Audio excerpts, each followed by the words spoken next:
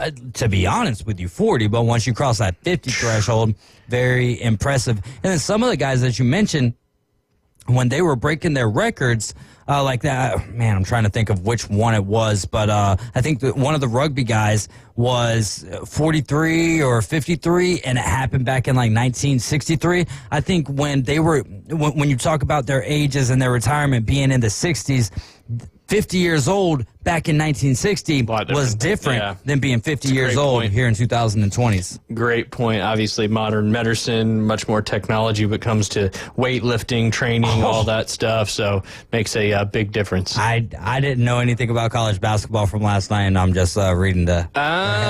Yep, absolutely. A little bit of a letdown game there. So, but a great segue into talking about the games last night. Well, what was your favorite though before?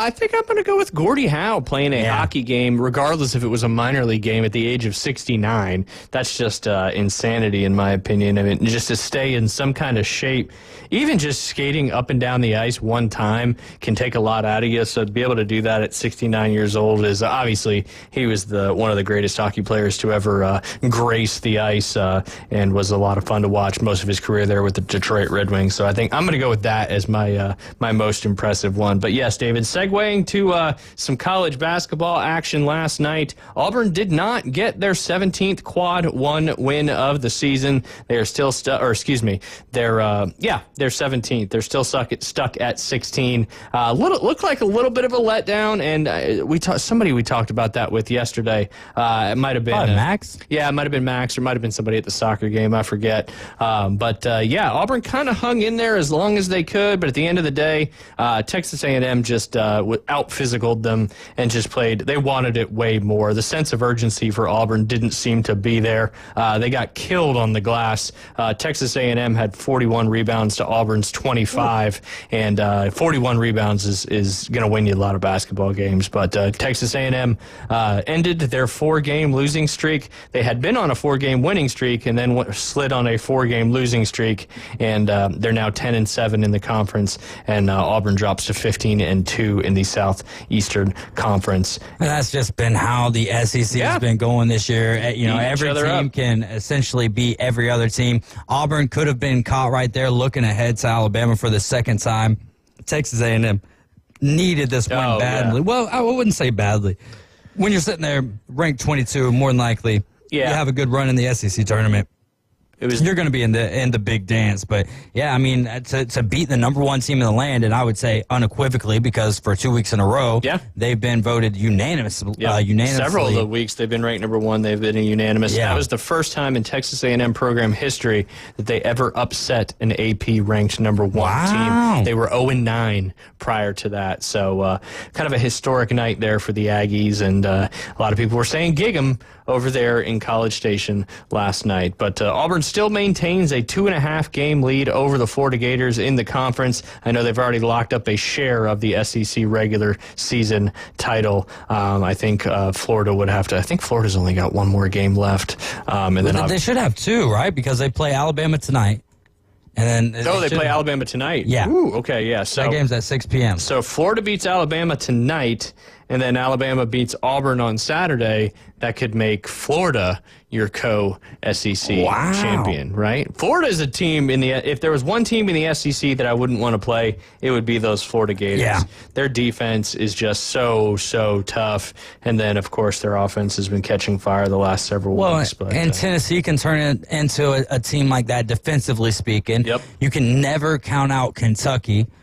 Mississippi State is on and off. Obviously, they fell last night to Texas, but wow, and that was a huge win for Texas in overtime to give them an opportunity to potentially get a bid to the tournament. I don't know if they will with their record, but again, their record, when you're talking about their SEC record, you're talking about the teams that they've had to play is a lot more difficult than a lot of other conferences. So I wish we could have said welcome to the SEC in football, but we'll say it in basketball. Welcome to the SEC, Texas. There you go. Even if you got a win last night. Yeah, it's okay. It's okay. But a much needed win.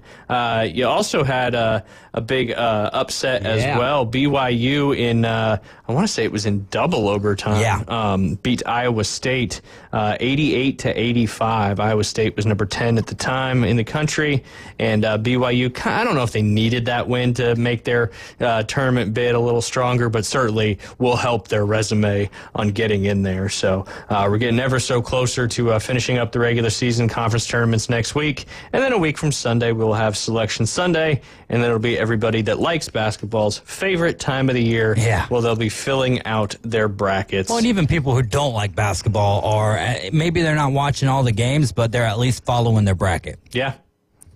Absolutely. And we've got our bracket challenge is open right now. You can go to, I don't know if we have the link up on ESPNPC.com, but you can just go to the bracket challenge on ESPN and type in ESPN Northwest Florida. It's a public group. You only have one entry, and we'll be working out a prize package to give away to the winners for the bracket challenge this year. As long as it's not Jay, I'm okay with it. Hey, there you go. I mean, he ran away with the 850 pick'em, but will he even join the March Madness bracket challenge this year? The question that everybody wants to know.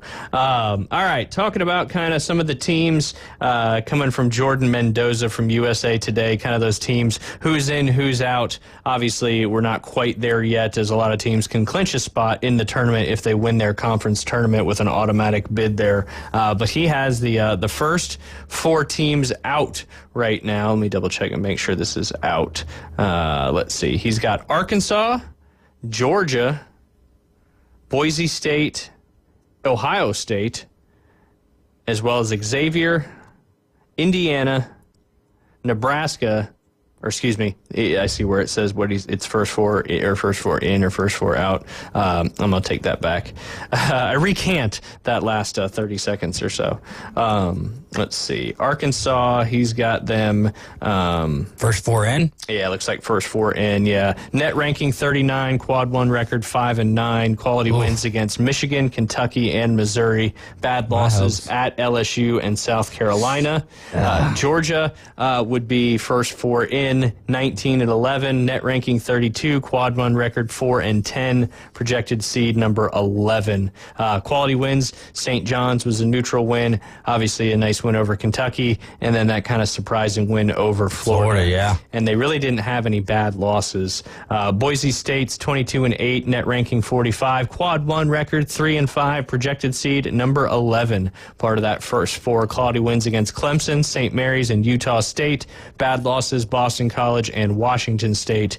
And then the Ohio State is at 17-13. I believe they won last night, if I'm not mistaken, in what, overtime, or did they lose last night? Maybe they didn't play last night. I don't know why. Well, it wasn't a ranked team if they did, so give me a second here and I'll pull that up. But yeah, man, when you're bringing up those quad 1 wins, which has become a very important statistic in who's getting in, who's getting left out. Yeah, you bring up the SEC teams and they've got 10, almost 15 games that they're playing with quad 1 opponents, and some of the other teams just don't have that availability. That's not a knock on them. It's just the nature the way that of the schedule plays. Yeah, no, absolutely. But Ohio State 17-13. Their net rankings 36, quad 1 record 6-10. They're projected as a number 11 seed, first 4. Quality wins against Kentucky, Purdue, and Maryland. Bad losses against Pitt and Northwestern.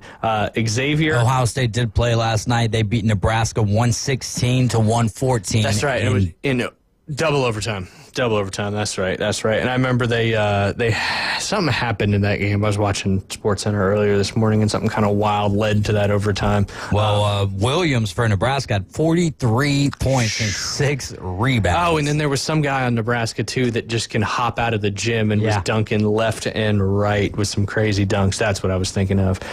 Xavier is 19-10. They've got a net ranking of 49, a quad 1 record of 1-9. They are projected number 11 seed, first 4 in. Marquette and Connecticut are quality wins. Bad losses at TCU and Georgetown. Indiana also first 4 in, projected number 11 seed, 18-12, net ranking 54, quad 1 record 4-12. Quality wins at Michigan State and Purdue. Bad losses at Iowa and Northwestern. Nebraska. And a loss at Oregon last night. Sorry, Max. The Ducks got you. They quacked on you. They quacked all the way to a victory. All right, we got to go ahead and take a quick break. Didn't realize how much time has passed by. When we get back, I'll finish up with some of these first four out, including those Nebraska Cornhuskers that lost to Ohio State last night in double overtime. You guys are listening to The Inside Drive. Don't forget Keith Lemon coming up at noon. We will be right back. Weather in the Panhandle never stops. Turn to 104.3 ESPN Northwest Florida. This is Joanna with your latest forecast. Up to the minute weather reports all day long. A chance of thunderstorms and moderate rain. In-depth storm coverage. Winter Storm Enzo. And breaking weather as it happens. Hurricane Helene. ESPN Northwest Florida. We do have a tropical storm warning. Rely on it. National Cleaning Week is almost here.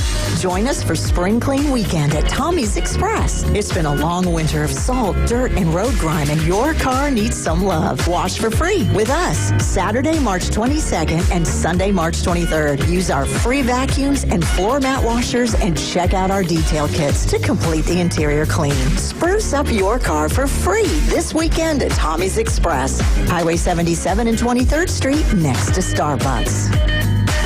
Bendian's Best Moves is a local moving company in Panama City, providing reliable services to the families and businesses in our community. Coveted for the long list of services they provide, experts at what they do, and they do it all from start to finish. The pros at Bendian's Best Moves have moved doctors, attorneys, pastors, schools, small businesses, the federal government, and they can move you too. For the best moving experience, it's Bendian's Best Moves. Call now, 850-583-0814.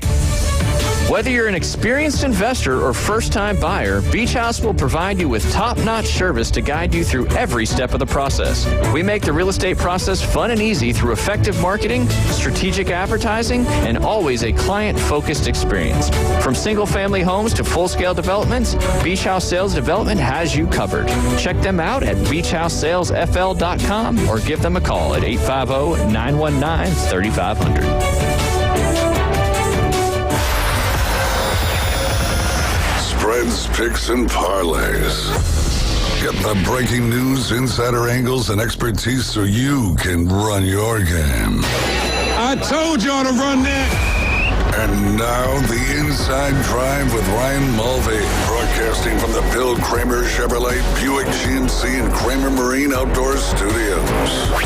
ESPN Northwest Florida.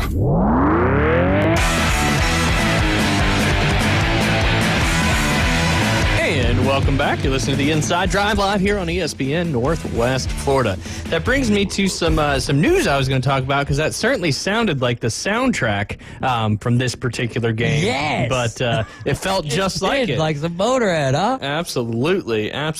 And Tony Hawk, what I'm referring to is Tony Hawk's Pro Skater 3+4 will be releasing in July. They put out a trailer yesterday, big time hype video for the new video game being out on these new platforms. Obviously, it's been a long time since Tony Hawk has been out, but for those in my age demographic that had PS2 and all that kind of growing up, Tony Hawk's Pro Skater games not only were fantastic, fun games to play, but also just had wonderful soundtracks. So that was a good segue for me to get that in on the show today. That intro song sounded very much like something like that. But like you said, some Motorhead type action, Goldfinger. Yeah, that's the first thing I thought too. Once I started hearing it, I was like, oh, that reminds me of Tony Hawk. Yep. July 11th is when that game will be releasing.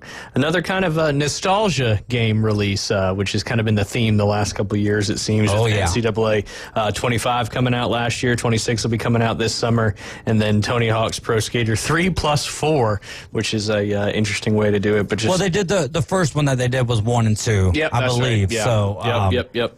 That's right. They kind of just keep it rolling with 3 and 4, and then you get to Underground and Underground 2, I guess. And maybe let's try making a new one. Maybe like 3+new or something. There you go. I like that. Hopefully they don't steal that from you. 3+new. Well, I won't have Tony Hawk on it, so it really won't matter.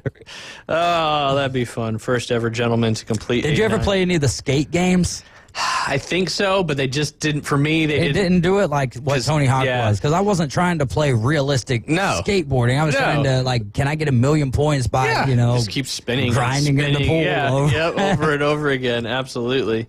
Fun game to play, and like I said, the soundtrack made it even more fun. But jumping back into the teams that are kind of on the bubble right now, I think we left off with Nebraska quad run ranking at 5 and 10, part of the first 4 out right now. Quality wins against Creighton, UCLA, and Illinois. Tough losses to Rutgers, Southern Cal, and Minnesota. And then Oklahoma also projected as first 4 out. Net ranking of 50, quad 1 ranking of 4 and 10. Quality wins against Arizona, Michigan, Louisville, and Mississippi State, and had a bad loss there against LSU. Texas also, despite winning yesterday, is still looking to be projected first 4 out. 17 and 3, net ranking of 41, quad one record of 5 and 9. Good wins against Missouri, Kentucky, and Mississippi State. Bad losses at South Carolina. North Carolina, also a blue blood in college basketball, projected as the first 4 out.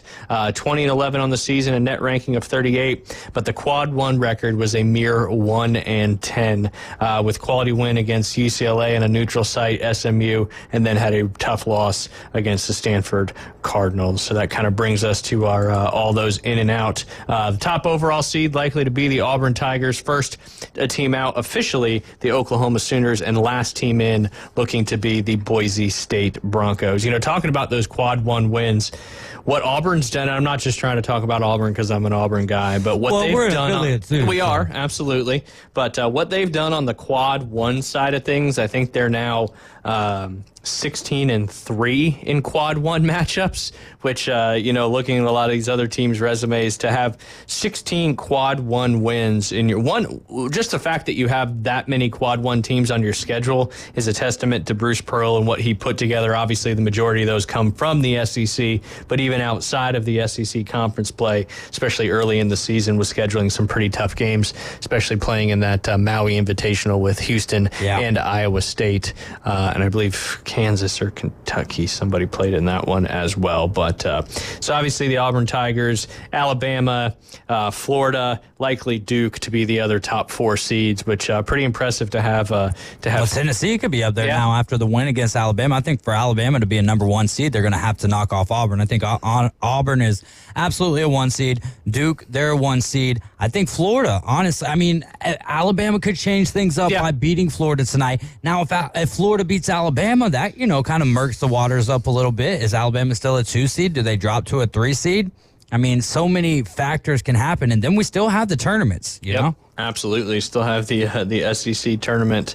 But needless to say, there's going to be a lot of teams from the SEC projected somewhere around 12 right now, which would be a tournament record from most teams from one conference. That would best the Big East that had 11 back in 2011. That's really easy to remember because it's 11 and 11. I agree. So I'll always keep saying that until we get to the actual tournament. But looking forward to continue watching some great college basketball. Like David said, got a big one coming up tonight, Alabama and Florida in Tuscaloosa at Coleman Coliseum. Alabama right now a 3.5-point favorite at home.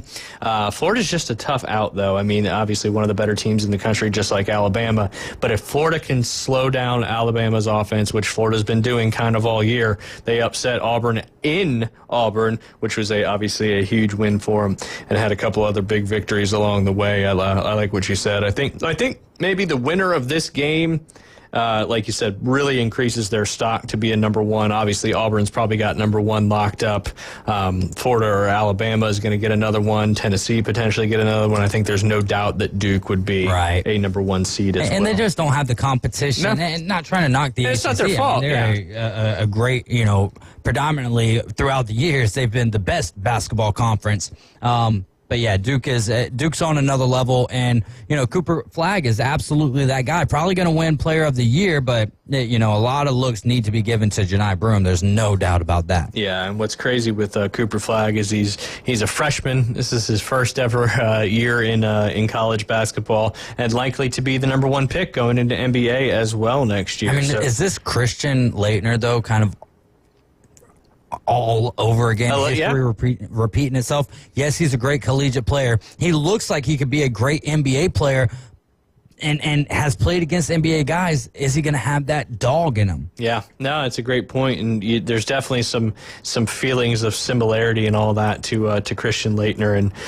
when he obviously went up there, didn't have quite the same success he had in college. And if I'm Cooper Flagg, I'm not making my decision on the draft until after the NBA lottery. Because if if you have the opportunity, it's not like sitting there saying, I'm not going to this team. You don't have to say anything. Nope. All you have to do is wait till the lottery comes out. If it's the Washington Wizards, a team who's never really, tried to do anything, then why go there? Yep. What if the Spurs win it? Then, hit the draft. Get there ASAP. Yeah.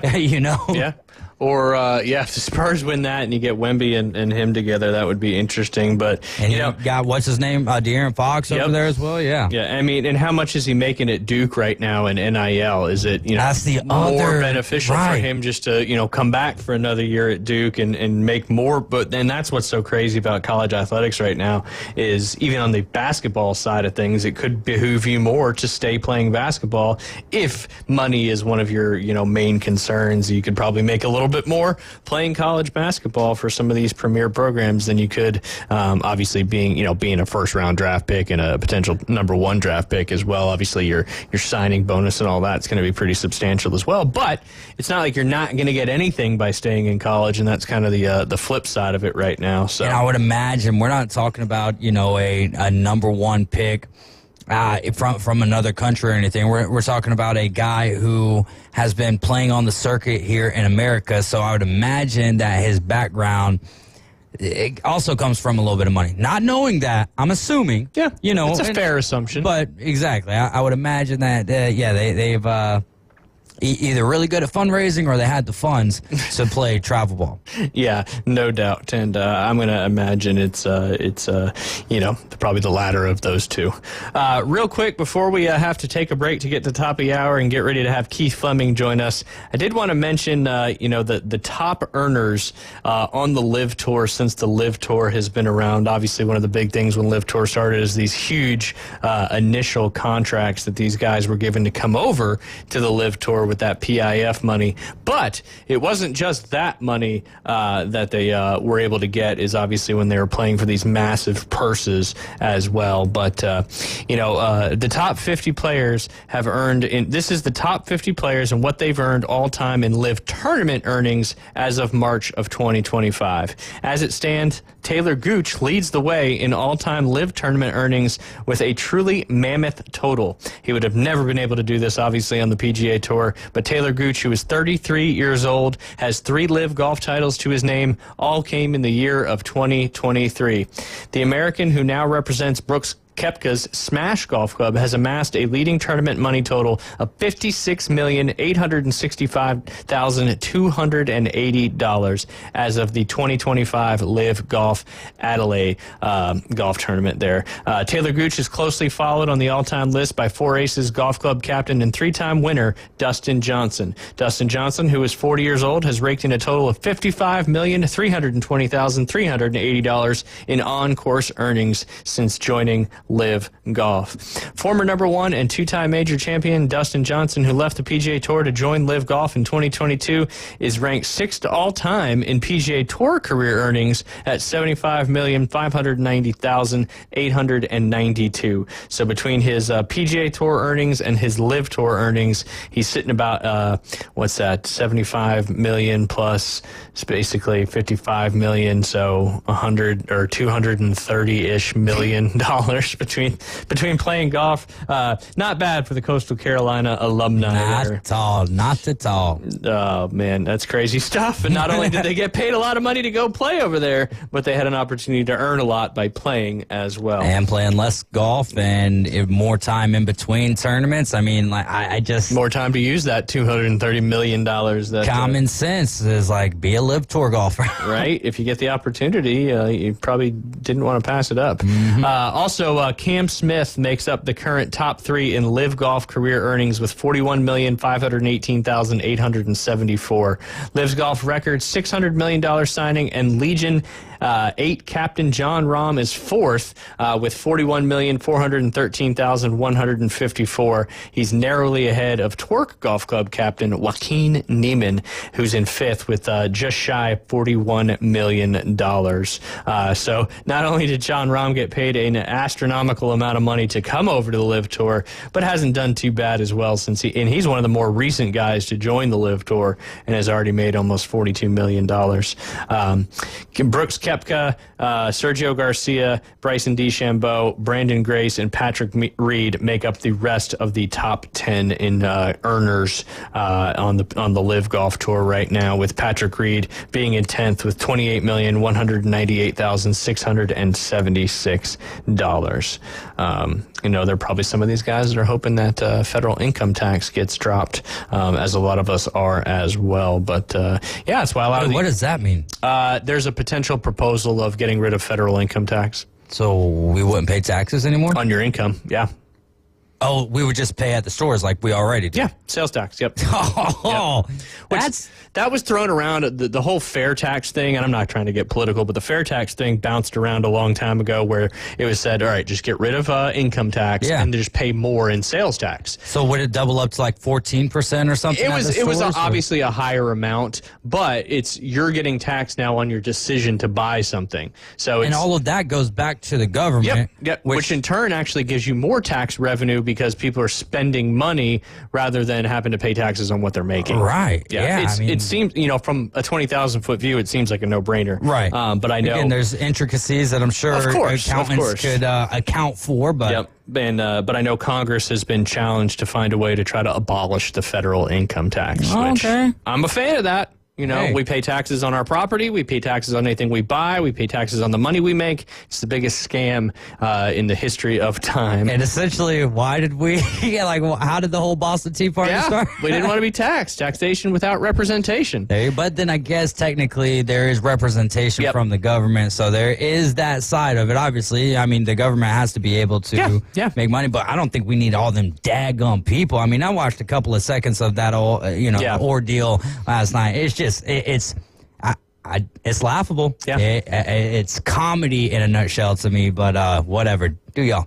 Yep, absolutely. And if I'm just a proponent, I just want to pay less in taxes, and I'll be happy as a clam, and I'll spend more money in the economy if I'm paying less taxes. You're a political moment with Ryan Mulvey. Yeah, that's a new segment. We'll find a sponsor for that one. But speaking of that, we got to go ahead and take a break. It's the top of the hour. When we get back, we'll be joined by Keith Fleming. He wants to talk a little bit about LeBron James and the historic night he had last night, getting to 50,000 career points in the NBA. And then, of course, we'll dive into the Arnold Palmer Invitational as well and give you his official DFS lineup. You guys are listening to The Inside Drive. It's Wednesday. We'll be right back. 104.3 ESPN Northwest Florida presents the madness of college basketball. 68 teams, 32 conference champions. But there can only be one. ESPN Northwest Florida is your exclusive radio home for the NCAA College Basketball Tournament. This is Joanna with your latest forecast on ESPN Northwest Florida this Wednesday. The rest of the day, sunshine and 65 with a strong breeze around 22 miles per hour coming out of the west. Tonight, a wind coming out of the west-northwest at 20 miles per hour and clear skies with lows around 48. Tomorrow, sunny with a gentle breeze and a temperature near 63. Moving into Friday, about the same with a high of 68 and mostly sunny. This forecast is brought to you by Ellis Agency Insurance. Thank you for listening to ESPN Northwest Florida. Rely on it. Do you want to eat like a local? The Local 115 is now open. Local drinks, local sports, and local food. Delicious oysters, crab cakes, steamed seafood, gumbos, salads, paninis, wings, wine, and cold beer. Nothing fried. That's right. No fried foods at Local 115. Amazing local food with an exciting local sports and mural theme. Eat like a local at the Local 115. 115 Harrison Avenue, downtown Panama City. WPLQ Port St. Joe, WGSX Lynn Haven, powered by Panama City Toyota. ESPN Northwest Florida. PCB Hobby, the beach's premier hobby store for sports cards, comics, coins, and trading card games. PCB Hobby carries the largest selection of boxes and packs from the latest releases of brands like Topps, Panini, Leaf, and more. Looking for a specific player or team? PCB Hobby has a wide assortment of raw and graded cards. They carry parallel rookie, game used, and autographed cards in both modern and vintage. Have a collection you want to sell? We buy, sell, and trade. PCB Hobby on Back Beach Road, just east of Florida Linen. Call 850-320-8388. And now, the afternoon delight debrief with the three degenerates from the Inside Drive. Live from the Bill Kramer Chevrolet Buick GMC and Kramer Marine and Outdoor Studios. Afternoon delight. ESPN Northwest Florida. And welcome back. You're listening to the Inside Drive live here on ESPN Northwest Florida. About to get Keith Fleming on the line to go over his, we've officially pivoted from the football season DFS to our golf season DFS as we are getting heated up. The Cognizant Classes of the Classic of the Beaches was last week, and I know he gave his official lineup last week, and it actually did pretty darn well. So also want to give him a huge thank you and shout out.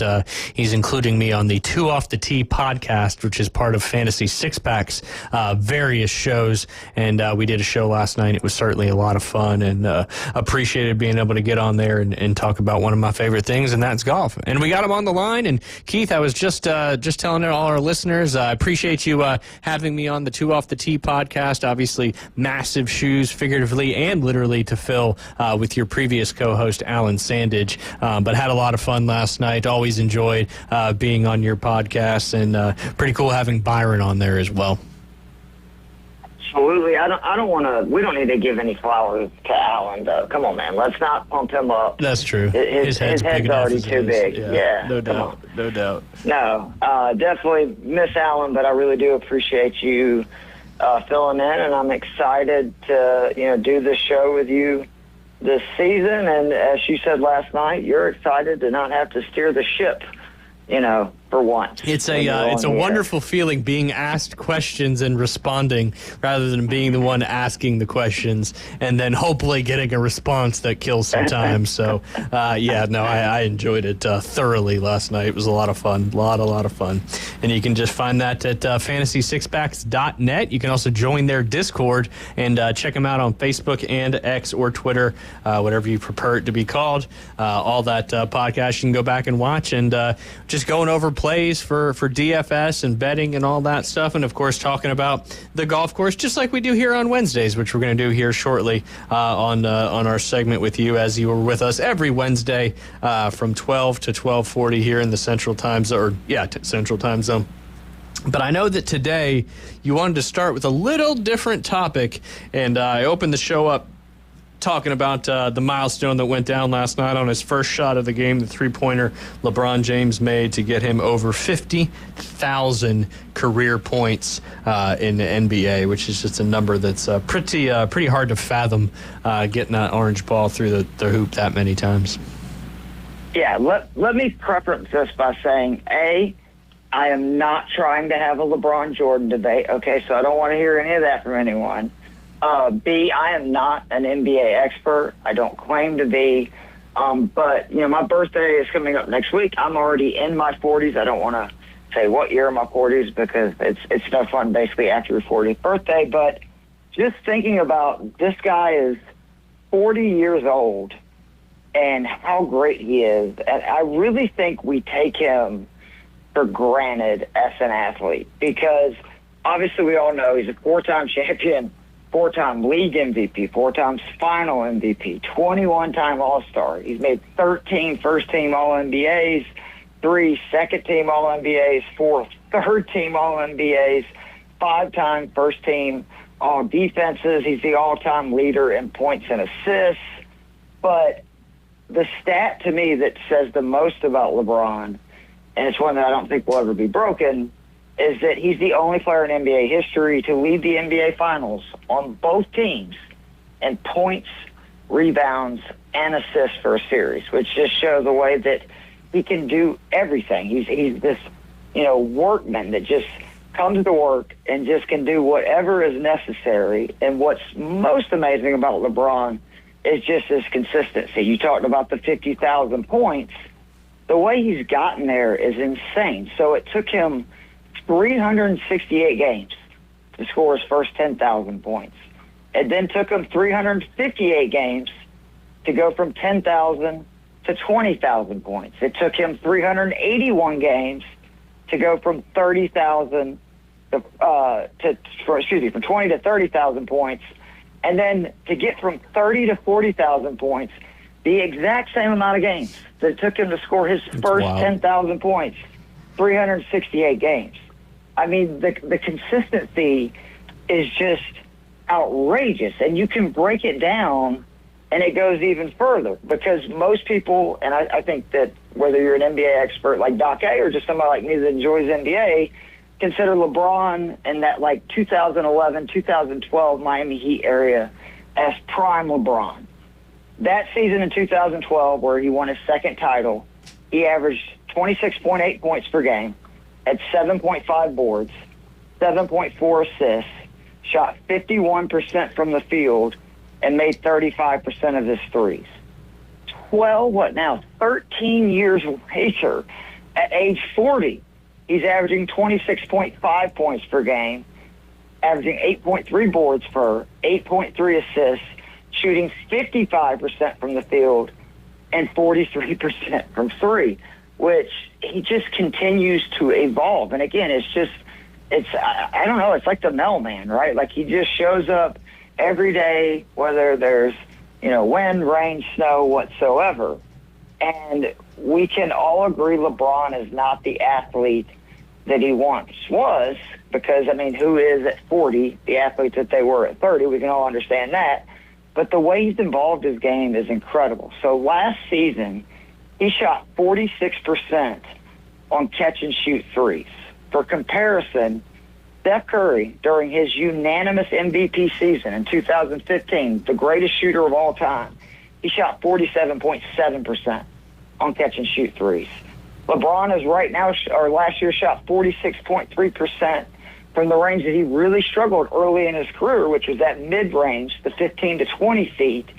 For comparison, Michael Jordan, in his dominant MVP season in 1998, he shot 44.3% on 15 to 20 footers. And he's been equally as great inside the paint, shooting 76.3 point percent inside the paint. For reference, Shaq, during his dominant 2000 MVP season, he shot 77.3% from inside the paint.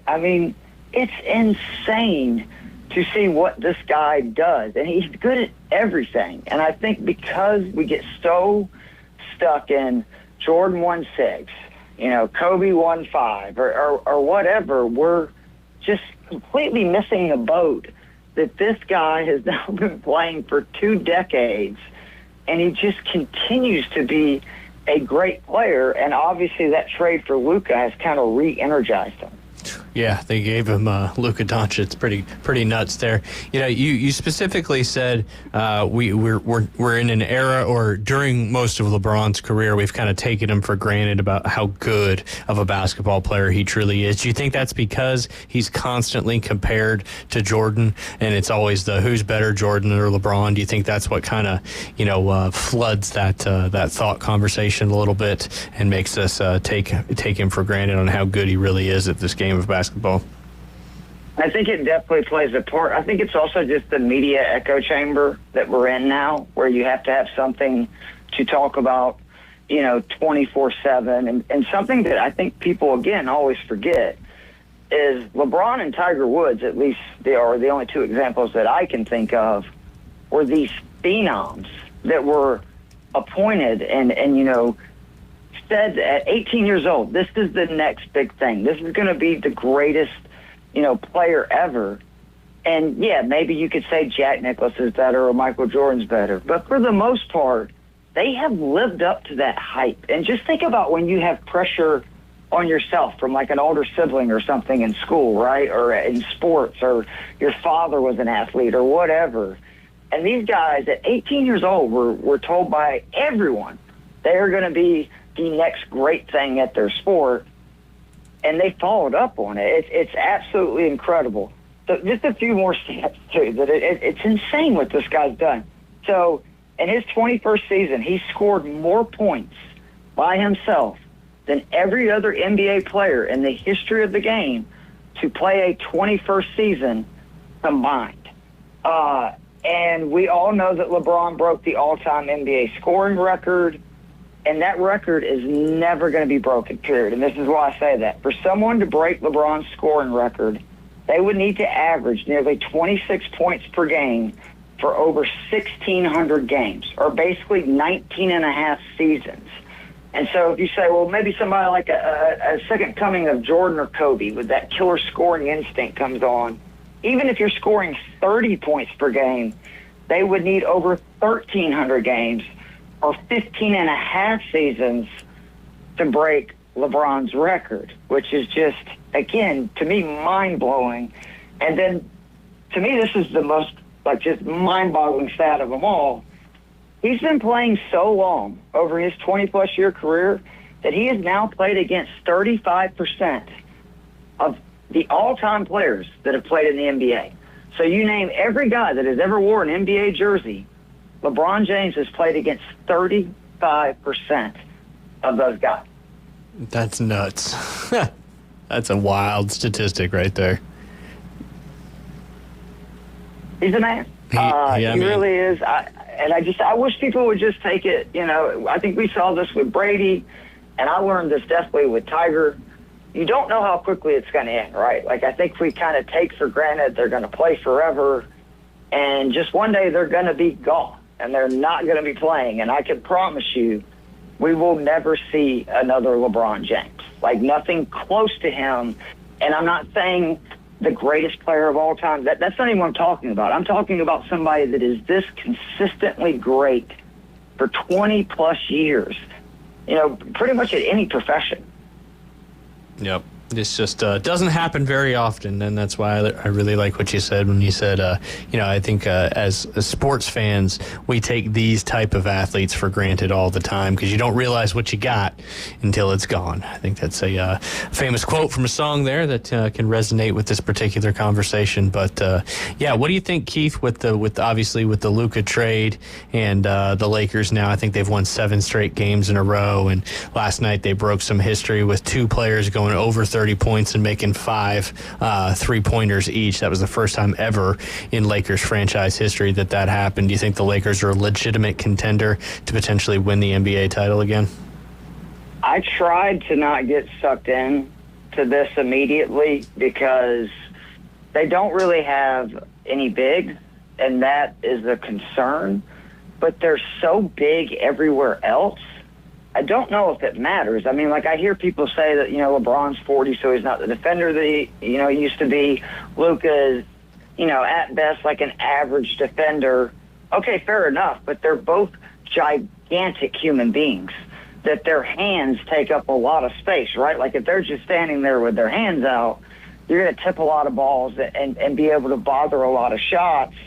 And the fact that they're already up to the number 2 seed, I mean, it's crazy that this trade deadline, with them obviously trading for Luka, and then the Warriors getting Jimmy Butler, which has seemed to just completely rejuvenate Steph, which is the other, all-time great that maybe one day when we have a slow day, I'll go through all the ways that Steph is, again, another guy that's just a one-of-one that we'll never see again.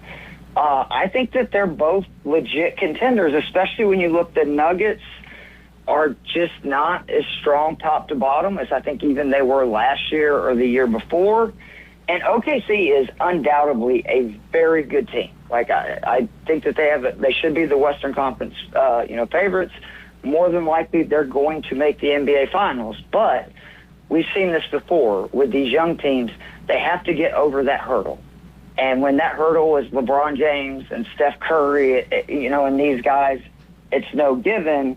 I think the bigger issue for whether it be LeBron or Steph or one of these teams to come out of the West is just, I think the best 2 teams in the NBA are the Boston Celtics and the Cleveland Cavs. More than likely, they're going to have to play on their court for a Game 7. If it goes to a final, they'll have home, court advantage. That's, I think, the bigger issue. But I absolutely have gotten to the point where, if Luka and LeBron are going to score 50 to 60 points, put up 20 boards and 20 assists every night, you don't need a lot else from everybody else. And the Lakers do have guys that understand their roles, which is most important when you have those superstars on your team. Yeah, no doubt. Dake, I believe, said yesterday when we were talking about this exact same topic that, all the other guys on the team are kind of know their roles and, know what they need to do for the team to be successful. And, when the other teams start to double up on LeBron or Luka, whoever it may be, that opens up guys like Dalton Knecht and Austin Reeves that, can obviously make some shots as well. So, just one of the wildest trades in a long time in NBA and how much of a collapse that the Mavericks have had since. How do you feel for Dallas right now? The Kyrie injury on top of everything else. This is, and did you see, right, that they raised ticket prices next season by almost 9%? You trade away Luka Doncic. Yep, and then your GM's getting booed at every game and chanted to be fired, and then you're like, oh, you know what we'll do? We'll raise your prices. That's what Dallas Mavericks fans wanted. Yeah, it's just a complete dumpster fire. And that's not corporate America in a nutshell. I don't know what is. Yeah, right no doubt. You know what I mean? And like you said, this is kind of what the Mavericks have done with Luka is kind of overshadowed the fact that Luka was indeed a Hawk at one point, and that went. Now that's kind of a memory that most people don't even remember. So, worked out good for Hawk Nation. That's for sure.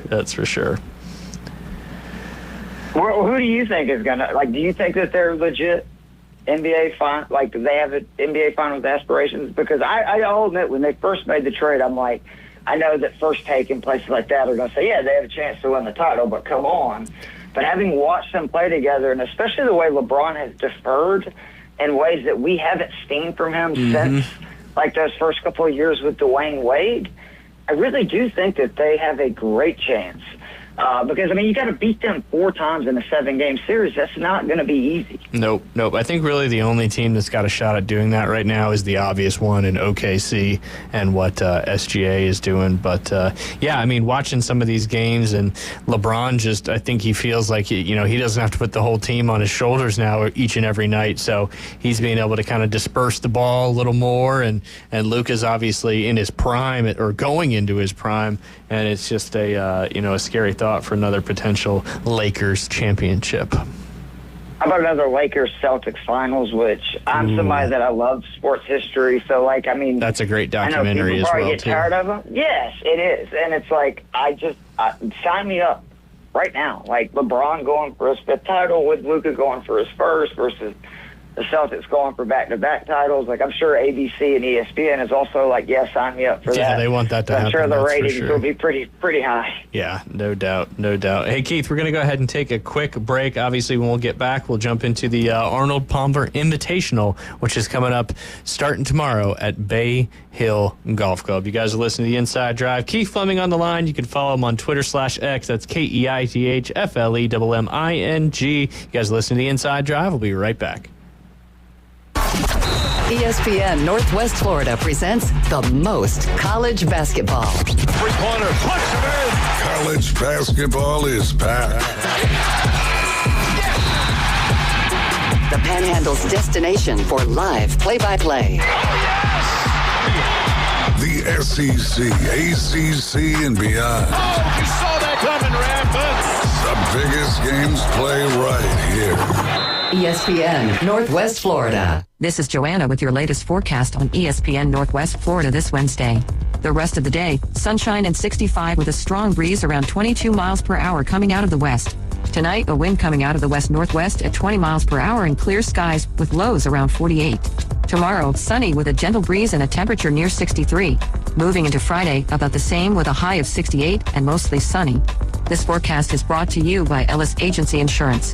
Thank you for listening to ESPN Northwest Florida. Rely on it. PCB Hobby, the beach's premier hobby store for sports cards, comics, coins, and trading card games. PCB Hobby carries the largest selection of boxes and packs from the latest releases of brands like Topps, Panini, Leaf, and more. Looking for a specific player or team? PCB Hobby has a wide assortment of raw and graded cards. They carry parallel rookie, game used, and autographed cards in both modern and vintage. Have a collection you want to sell? We buy, sell, and trade. PCB Hobby on Back Beach Road, just east of Florida Linen. Call 850-320-8388. Los Rancheros has been doing it right for 20 years. Los Rancheros brings a top-shelf dining experience to you with the opening of their beautiful new building. Watch all college and pro games on Los Rancheros' 14 large-screen TVs with great drink specials daily from 2 to 5 and during all the games. Los Rancheros, the place for live sports and great food on 23rd Street between Jenks and Harrison. Join the best of A winning Inside Drive with all your lines, props, and covers. Winning. Live from the Bill Kramer Chevrolet Buick GMC and Kramer Marine and Outdoor Studios on ESPN Northwest Florida. And welcome back. You're listening to the Inside Drive live here on ESPN Northwest Florida. As we're joined every Wednesday from 12 to 12:40, we've got Keith Fleming on the line. He is a daily fantasy sport expert, writing for Fantasy Six Pack. He's got his own show, Two Off the Tee, as well. You can check out all his information at either fantasysixpack.net, or you can head over to Twitter/X and follow him at Keith Fleming, KEITHFLEMMING.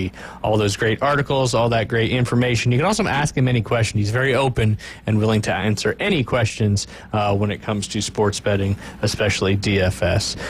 We got a signature event coming up this week, Keith. One of the bigger ones, one of my favorite events on tour. It's always kind of fun when these tour events, you've played that golf course before, because it kind of just allows you to kind of, I don't know, connect a little bit more with the event and the Arnold Palmer Invitational. I've had the pleasure of playing Bay Hill Golf Club twice, stayed at the Lodge both times, which if you're a golf history buff like I am, a lot of wonderful information in that clubhouse as it pertains to the king, Arnold Palmer himself.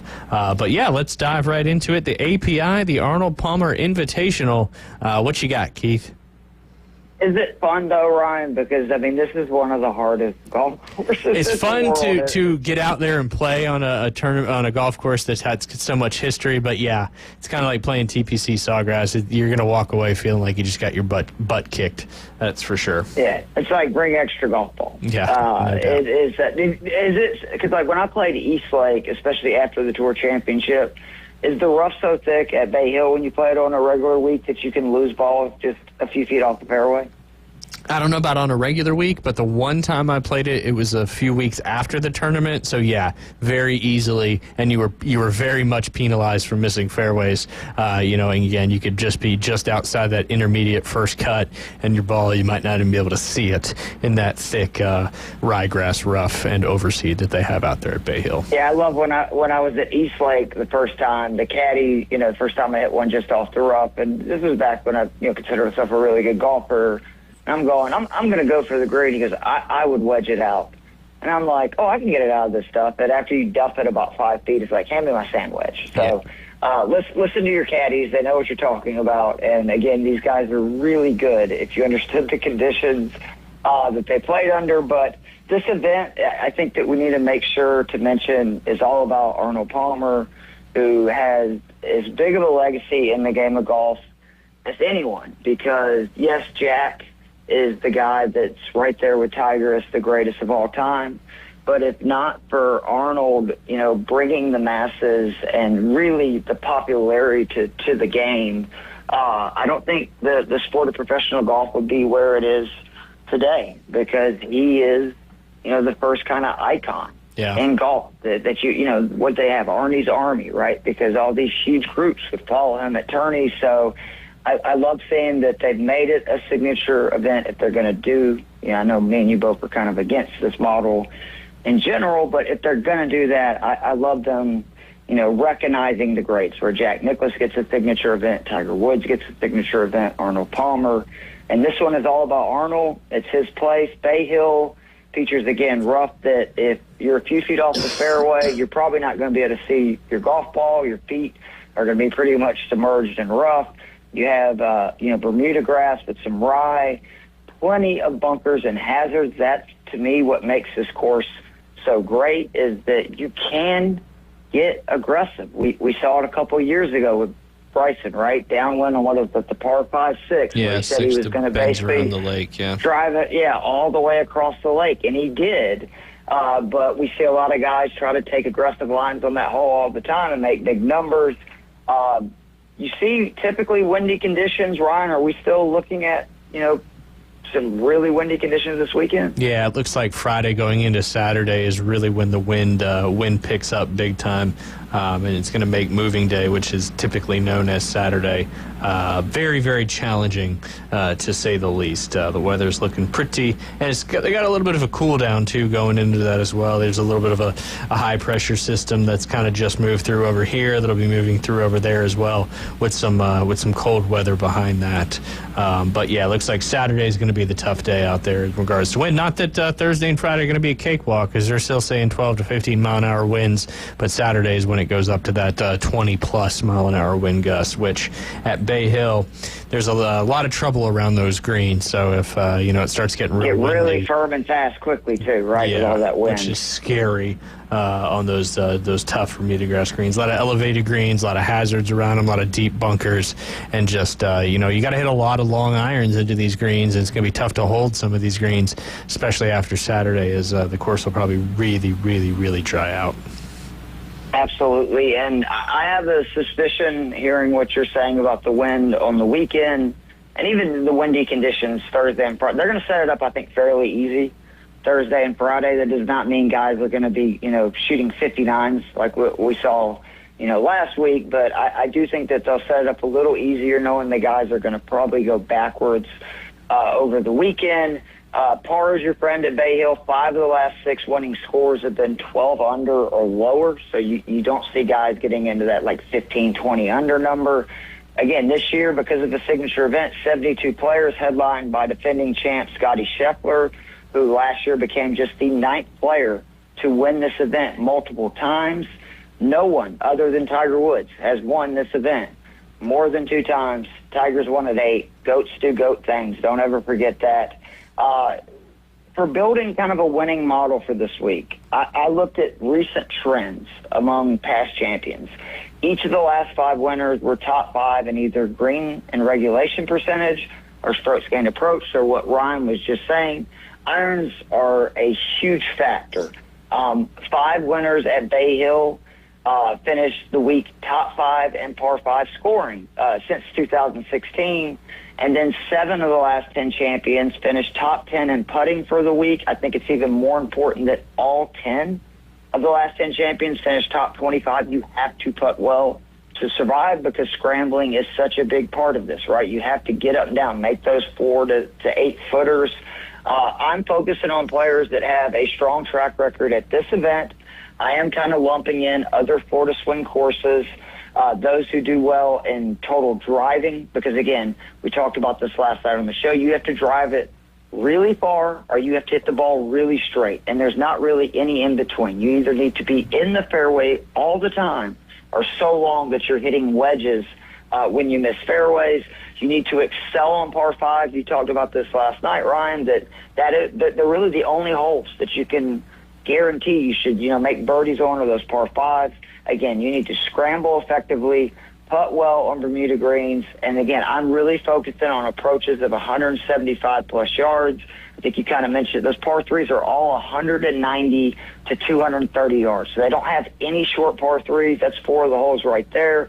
My courses this week were Muirfield Village, Quail Hollow, and Augusta National. Pretty good company, but that's the kind of course that we're playing. And again, the stats that I used for my model were strokes gained total driving, proximity from 175 plus yards, strokes gained approach, par 5 scoring, scrambling, strokes gained putting on Bermuda greens, and again, looked heavily at course history at Bay Hill.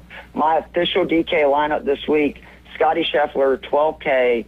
I can't recommend betting him at plus 350. I do recommend that if on Thursday whether he gets off to a slow start or somebody gets off to, say, a fast start. If his live odds get over 5-1, go ahead and bet him, because I really think he's going to win this event. He's played this 4 times. He finished 15th in his first trip. Since then, 1st, 4th, and 1st. The reason being, he is so good at what you need to do here. And he's rounding into form. He had that hand surgery, but he's had multiple top 10 finishes in the 3 events leading into this. And again, he fits the bill. Elite ball striker, 2nd in strokes gained tee to green, 7th in strokes gained approach. He's so good at scrambling, 14th in scrambling. I think what people are not talking about enough is he's 30th right now in strokes gained putting. If he putts like that on a regular basis, he's going to win about 1 out of every 3 to 4 events. And what I love about Scheffler here is he thrives out of rough. He is 14th on tour in proximity from the rough this season. So he is somebody that drives the ball straight, but even if he misses the fairway, he's strong enough to where he does very well out of it. The second guy's probably going to break my heart, but it's Justin Thomas, 9,400. I am okay betting him 25-1 to win. You can also get him at plus 450 to top 5. He's only played this event twice, but he's done well here, 21st and 12th. 3 top 10s entering this event, and his ball striking metrics show a golfer that is on his way back to being one of the better golfers in the world. He's 6th in strokes gained tee to green, 5th in strokes gained approach. He has been so good out of the rough this year. He's 2nd in proximity this season from the rough. But the big thing for me is his putting is still not great, but his wedge game is coming back around. He's 33rd in strokes gained around the green. That's a big reason he's 8th in bogey avoidance. I think he's going to be in the mix come this weekend. A little risky pick, I'll admit, is Ashe Biate, 7,800. You can get him at 71 to win. I believe he is 8-1 to top 5 and 3-1 or plus 350 to top 10. He's never played this event. That's what concerns me. Course history, again, is a big deal. You got, tight lines and stuff that you need to deal with. But he fits the bill of somebody who plays this course very well. He plays well in windy conditions. We've seen that over his career. He's top 30 in driving accuracy, green and regulation percentage, scrambling, bogey avoidance, putting, approach to the 200-plus yards. So, again, across the board, he's good in all those metrics. And what I really like about him is, again, the par 5s are the easy scoring holes on this course. Par 4s and par 3s are brutal. Biate is one of the best on tour on the par 4s and par 3s. He ranks 23rd in par 4 scoring and 6th in par 3 scoring. The 4th guy up is Thomas Dietrich. He is 7,200. You can get him, I believe my favorite bet is actually for him just the top 10 at 4-1. He finished 24th in his only start at Bay Hill. He enters this week already a winner on the PGA Tour this season. No surprise, because he's very good off the tee, 16th in strokes gained off the tee, and he's such a good putter. He's 17th in total putting, 14th in strokes gained putting, and then no surprise, he's really good at scrambling, but particularly from the rough, which is, again, a big deal here. He's 28th in scrambling from the rough, and I like that he's 23rd in par 3 scoring. I think that will play a factor. My favorite play for DraftKings this week, and the guy that's in the most lineups, is Nick Taylor, 6,700. This is the guy that's had a pretty good track record here. He's played in this event 3 times. He finished 32nd his first attempt, missed the cut in his second, finished 12th last year. He enters this event playing great. I mean, he's already got 4 top 25s in 5 events this season. He's got 3 top 15s, and obviously the win at the Sony Open. And he's another guy that his game fits this course. He's very good tee to green. He's 18th in strokes gained tee to green. He drives the ball very straight, 13th in driving accuracy. And then his irons, there's almost nobody better right now in the world. 6th in green and regulation percentage, 4th in strokes gained approach. He's 10th in rough proximity, so the rough is not going to be an issue. And he avoids bogeys, 27th in bogey avoidance. He's 6,700 on DK. Sign me up all day. I also like him at 110-1 to win. You can get him at 16-1 to top 5 and plus 650 to top 10. I like all 3 of those bets. And then rounding out the lineup is a guy that's just a horse for a course. It's Harris English. He's 6,600. If you're like me and you want to put Scheffler and say Justin Thomas or Ludwig Oberg or these expensive guys in your lineup, a couple of them, you're going to have multiple guys in that 6K range. For me, it's Nick Taylor and Harris English. English, his last 4 appearances here is 21st, 2nd, 26th, and 9th. He's playing really well. Entering the bench with 2 top 25s in his last 3 starts, he is somebody that is just a dog, man. He excels at difficult conditions because he's 8th in strokes gained putting, 41st in scrambling. He's really good scrambling out of the rough. He's 9th in that. And he's another guy that you can get pretty decent odds on. I love him at 7-1 to top 10.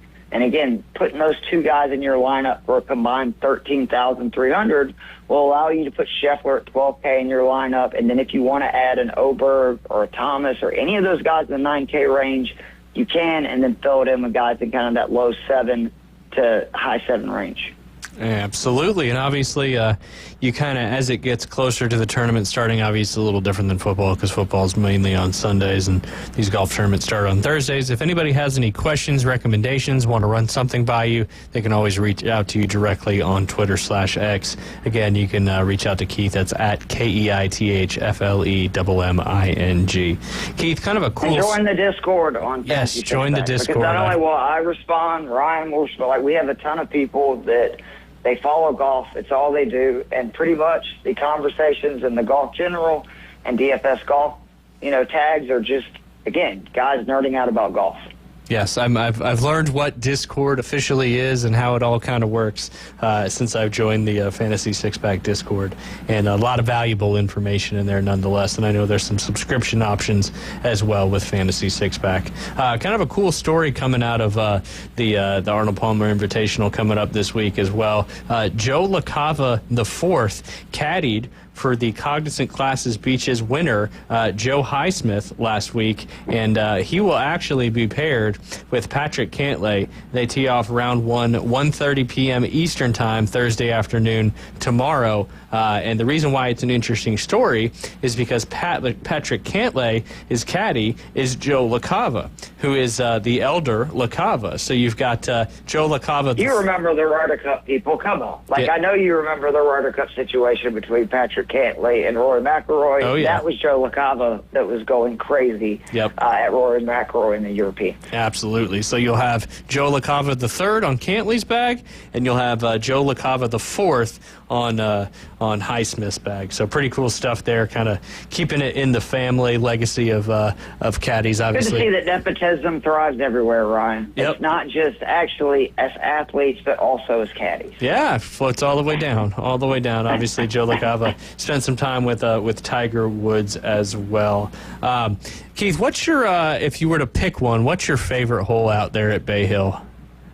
I mean, it's the sticks. Yeah, the par 5. I mean, Bryson, just again, this is why the PGA Tour misses Bryson, and I hope the reports are true that he's considering coming back in a year or two because, I mean, this guy talked about all week leading up to it that if he got downwind, he was basically going to try to drive the green, which for y'all that don't know, it's like a 360-yard carry. Because it's basically a giant horseshoe hole, right, yep. where you normally just lay out to the right, and then you work your way up.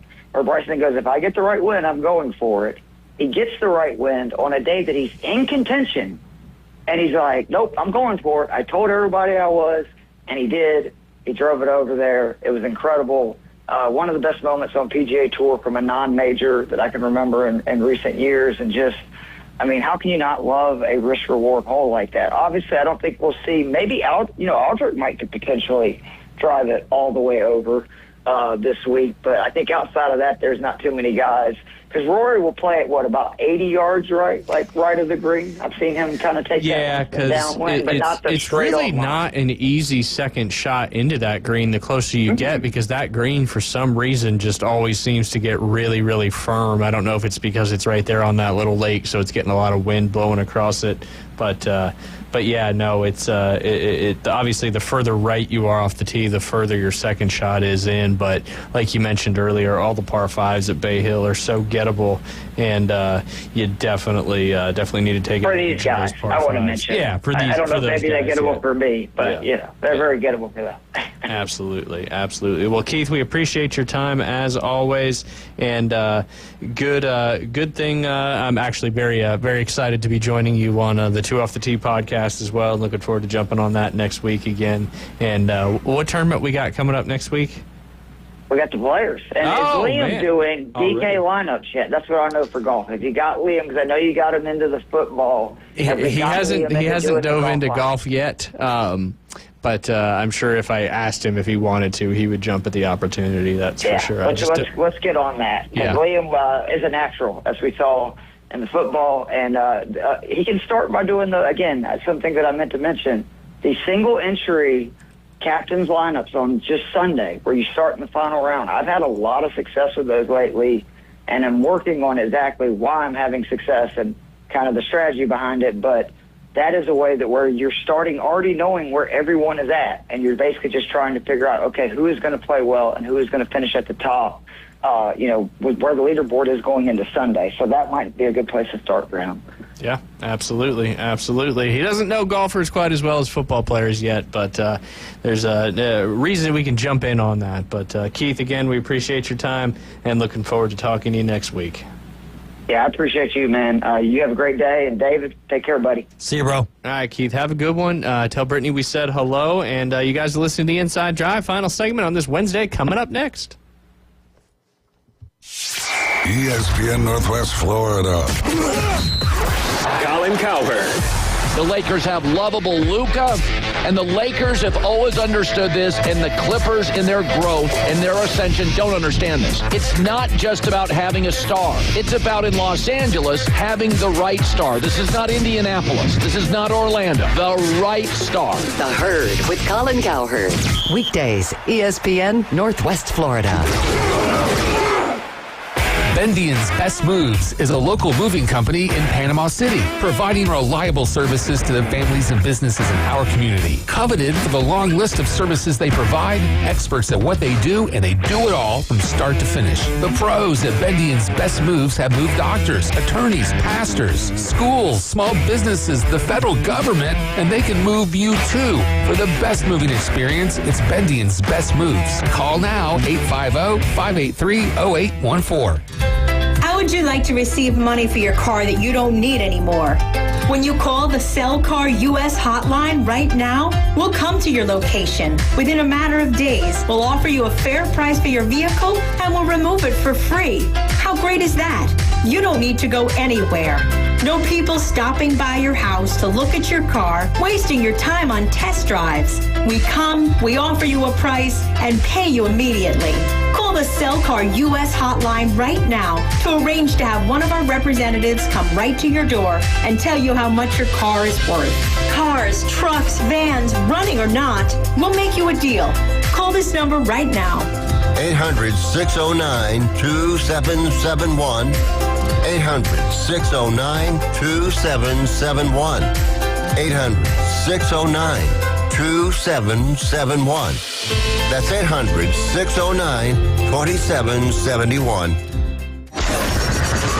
Broadcasting from the Bill Kramer Chevrolet Buick GMC and Kramer Marine Outdoor Studios. This is not for the casual fan. This is for the warriors. This is for the legends. We came, we saw, we kicked its ass. It's The Inside Drive with Ryan Mulvey on ESPN Northwest Florida.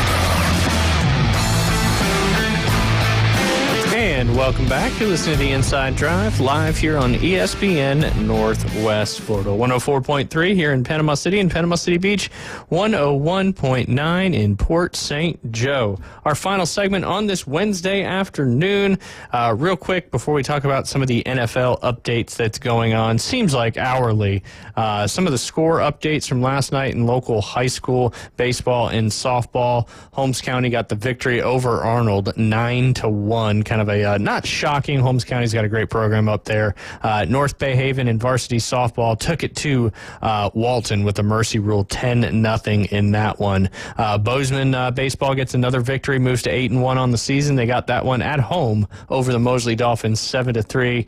And then Bay improves to 6-3 on the season as they hosted the Walton Braves. They won that one 4-0. And then Arnold softball still remains undefeated on the season after a 7-1 victory over the Bozeman Bucks. Seahawks. Not a ton going on Wednesdays. Got a varsity softball matchup coming up. Arnold traveling over there to Mosley. Arnold 4-0. Mosley is 2-4. And then, of course, lots of games, both middle school and high school, coming up on Thursday, as Thursday seems to always be Tuesdays and Thursdays, the big day for local sports here in Bay County.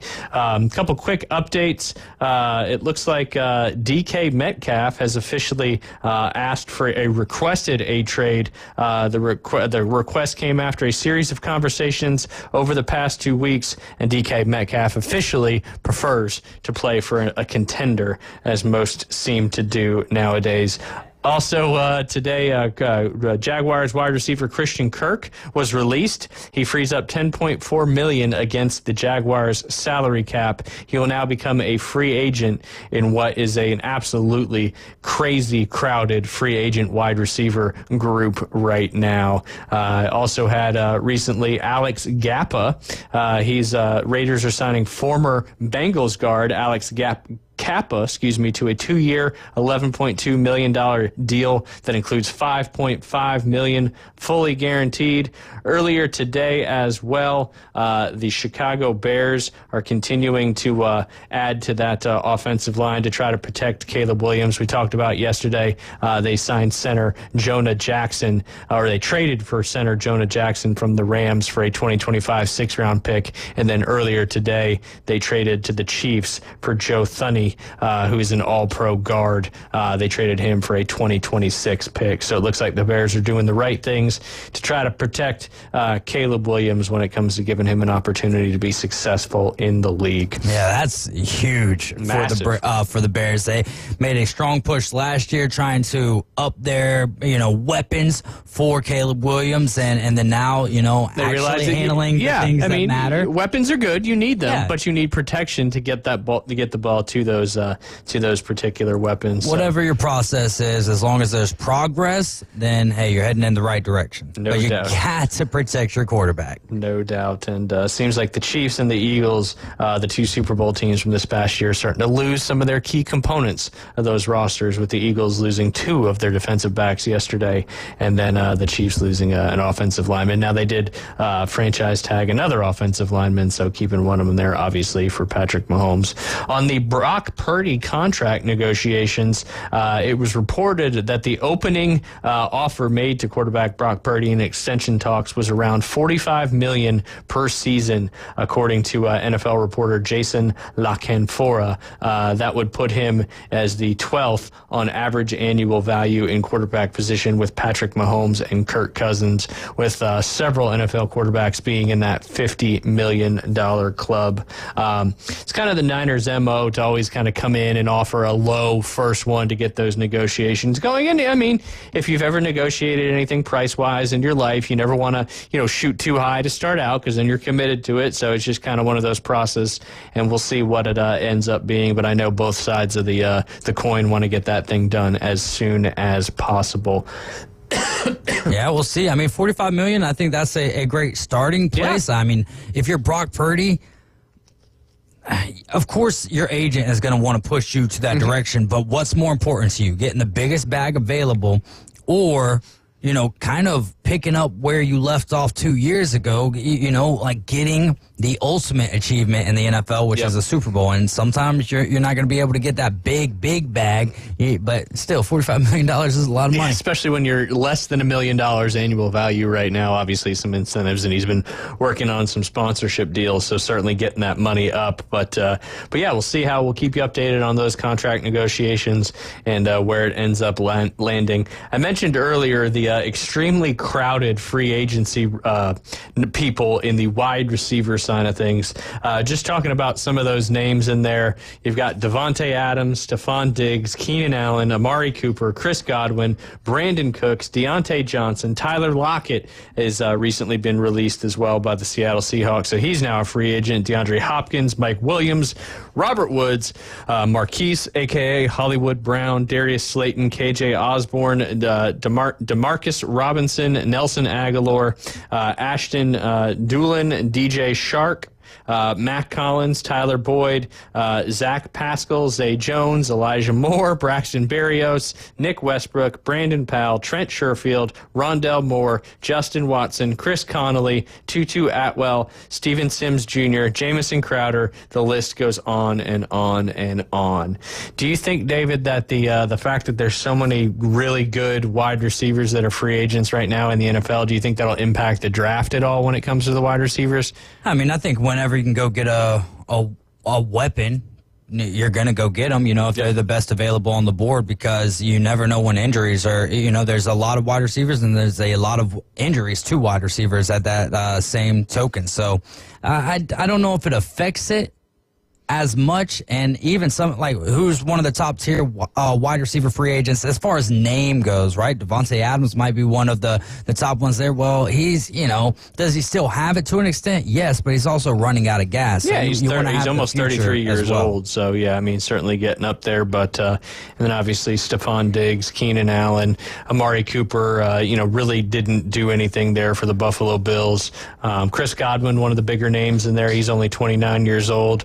Recently became a free agent from Tampa Bay, and we'll see. Obviously a lot of teams need some wide receivers to fill some holes, so I'm sure there'll be a lot of things transpiring over the next few weeks. I think the 12th is when teams can officially sign with or players can officially sign with new teams. So we're getting ever so closer to that draft as well, coming up at the end of April. So a lot of movement in the NFL right now, but it is that time of year where you see a lot of that stuff going on. And I'm hopeful the Niners can make some moves to, not only help out Brock Purdy with that offensive line, but now that we've lost, Debo, and supposedly everybody's on the trading block, including Brandon Ayuk, which would be wild. Why did we sign him to an extension last year if we're going to be okay with him being traded? And Jordan Mason now is attracting a lot of attention as far as a running back one, given what he was able to do last year, filling in for the injured Christian McCaffrey. And he was, obviously filling in for the injured Elijah Mitchell as well. And then, of course, you've got Isaac Guerrero, but the Niners are just historically able to find a lot of running backs in those mid to late round areas. Let's see here. What are some other things I wanted to touch on before the show ended today? Diving into it. Where'd it go? There it is. I was going to talk about the Phoenix Suns, and things are kind of going downhill a little bit there. Obviously, they're 3-5. They're 29-33 overall since the trade deadline. But they had a nice comeback win yesterday. I think they were down like 29 points in that game, and then KD and Coach Bud kind of got into it a little bit. KD talked after the game about, they're just both really competitive guys and both want to win so bad. Sometimes they don't agree with what the other person is saying, and kind of had a little tussle. But obviously, KD's, they were kind of trying to secretly trade him before the trade deadline. So a lot of people think KD won't be on the Suns going into next season as well. But, and then Devin Booker obviously having a great season. Bradley Beal doing a great job as well, but the likeliest option in the offseason is to move on from Kevin Durant, who's kind of bounced around quite a bit. What's next for KD? Right? How many teams can you play for in your career? There's some buzz gaining traction on the Giants and the Titans having the same betting odds to pick first in the 2025 NFL Draft amid draft trade rumors, meaning that the New York Giants have been in communications there with the Tennessee Titans and trading for that number one overall pick, and likely they would take Cam Ward with that particular pick. So we'll see who ends up actually taking the number one pick. If you were wanting to bet on it right now, the Tennessee Titans are minus 105. The Giants are minus 105. Next is the Cleveland Browns at plus 550, followed by the New York Jets at 1,400 and the Raiders at plus 2,200. Jeff Renan reported Tuesday that multiple sources met with the Giants during last week's NFL scouting combine, and it is likely general manager Joe Schoen will trade up for the Titans' number 1 pick. The sources believe the Giants would then use the number 1 pick to draft, like I said, former Miami quarterback Cam Ward. The Giants currently hold the number 3 pick in the upcoming draft. Schoen said last week that the team would be open to trading up or down. He has also said the franchise plans to add a quarterback this offseason after last fall's split with Daniel Jones. I know you've been okay with the Titans, getting some value for that number 1 overall pick, especially if you can. Right. And it sounds like there's some traction. Yeah, but if it's 3 or 2 moving up to 1, like how much do they, give away outside of just swapping the picks? That'll be interesting. Then, if the Titans are moving down, are they going Travis Hunter? Are they going to Abdul Carter, who's going to be out for a while as well? It's a tough position to be in where the draft isn't as wealthy as some of the previous drafts that we've had. Absolutely. We're going to have Alan Sandage on the show tomorrow to kind of go through all the positions and the draft stocks, and he's going to give us his mock top 11 picks. And I threw 11 in there because the Niners are picking at number 11. But just like you said, it's not as rich of a draft with the quality of the draft candidates coming in, at least from the quarterback side of things. Yeah. Obviously, the running back side of things, you've got some pretty flashy guys in there. Got a lot of good wide receivers in the draft as well, but certainly a lot of good defensive players and offensive linemen, which a lot of teams are starting to figure out that you've got to have that offensive and defensive line to be competitive in the NFL. And, obviously the 2 teams that were in the Super Bowl last year were an epitome of that. Yeah, absolutely. Especially the Philadelphia Eagles. Their defensive line, their front 7 are absolutely fantastic. Like I said, they've Slay and Bradbury are now no longer on the team, but they've got Cooper DeJean and some other studs back there, and I think they'll be just fine. They got plenty of guys that are sitting there waiting to make a name for themselves as well. Yes, absolutely, and that stuff is fun. We're outside of some breaking news. It looks like, if I can get it to load real fast, Max Crosby is not going anywhere. He is, hold on, my Bleacher Report's taking a while. Yeah, he got the bag. Yes, Las Vegas Raiders Pro Bowl defensive end signs a 3-year, $106.5 million extension with $91.5 million guaranteed. That also brings me to Saquon Barkley yesterday getting a well-deserved extension, making him the top-paid running back of all time. You guys have been listening to the Inside Drive. Afternoon Underdogs coming up at 4 p.m. We appreciate you tuning in. We'll be back tomorrow at 11. Y'all have a great rest of your Wednesday.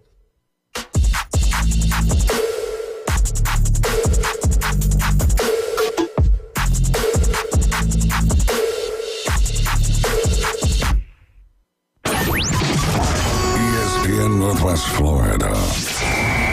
Here's what's happening. It's that time of year again. The Women's Civic Club of Panama City Beach presents the Spring Fling Juried Arts and Crafts Show, Saturday, March 8th from 9 to 3 at Frank Brown Park Recreation Center. Donation is only $1 for adults, sponsored by the Women's Civic Club of Panama City Beach, a non-profit organization supporting charitable causes in Panama City Beach and ESPN Northwest Florida. This is Joanna with your latest forecast on ESPN Northwest Florida this Wednesday. The rest of the day, sunshine and 65 with a strong breeze around 22 miles per hour coming out of the west. Tonight, a wind coming out of the west-northwest at 20 miles per hour and clear skies with lows around 48. Tomorrow, sunny.